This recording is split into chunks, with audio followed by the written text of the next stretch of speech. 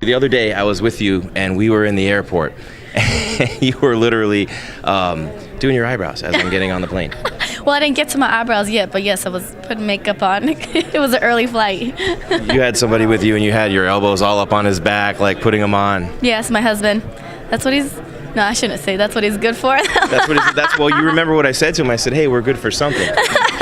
Michelle Waterson, the Karate Hottie, cage side right here. And I always say cage side because that's my show, cage side seat. But we're here for the Hall of Fame induction ceremony tonight. And I know as a female fighter, you're a girl who gets a lot of attention because you look good, but you also kick some serious ass, right?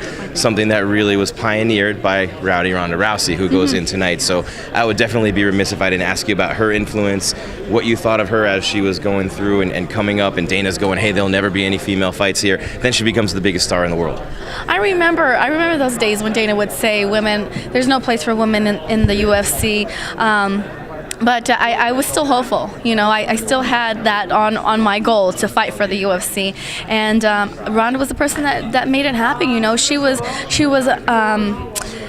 loud. She talked the talk and walked the walk. She was unapologetic, and she was the person that needed to lead the women's MMA charge because she was able to take all of that pressure, put it on her back, and hike up the mountain.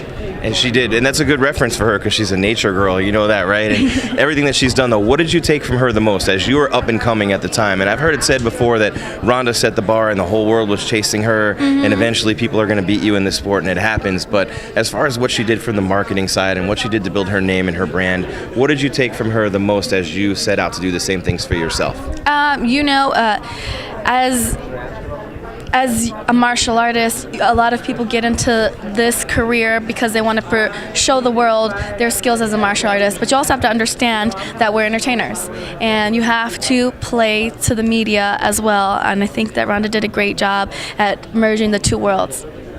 Karate Hottie here, cage side, and I hate saying that, but I like saying that. That's your brand, you know. It just makes me feel like sexist when I say it. The Hottie, you know, the Karate Hottie. Well, I was joking around in my Instagram post the other day. I'm like, you know, one of us is a hottie, one of us is not, that sort of thing. But I mean, it's pretty amazing to be an individual athlete and have so much tied into yourself. I mean, that's one thing that I always love with fighters and with people who are, you know, just trying to chase their dreams as an individual. You have a team around you, but everything comes back to you, and you bet on yourself every time. What's that whole dynamic been like for you, and how much does that factor into your career path? I love the fact that I have to hold myself accountable. I don't think I could be on a team sport because when things go awry, you know, there's so many different things that you have to look at. You have to look at the coaches, you have to look at the teammates, you have to look at blah, blah, blah, blah, blah. In fighting, if something goes wrong, you can always look into yourself and see what it was that went wrong and fix it. Same thing with the marketing side, right? And hey, how'd we miss that one, you know? But Michelle, a couple more for you. I just want to talk to you about some of the other Hall of Fame inductees tonight. Who are some of the other ones in maybe the Hendo Shogun fight or some of the other inductees that you've looked up to along the way?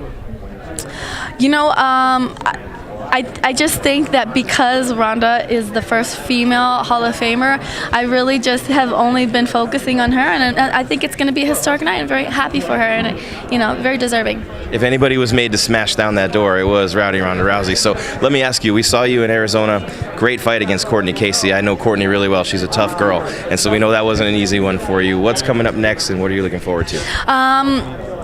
I don't have anything lined up. I'd like to fight September, October timeframe, somebody in the top 10, and I guess we'll just leave it at that. That's it. So we'll wait for breaking news from the Karate Hottie, Michelle Waterson. Thank you so much. It's good to interview you here on the red carpet, meeting you at the airport. Such a nice girl and a great fighter. Thank you so much. I appreciate it. All right, the Karate Hottie, Michelle Waterson here, cage side.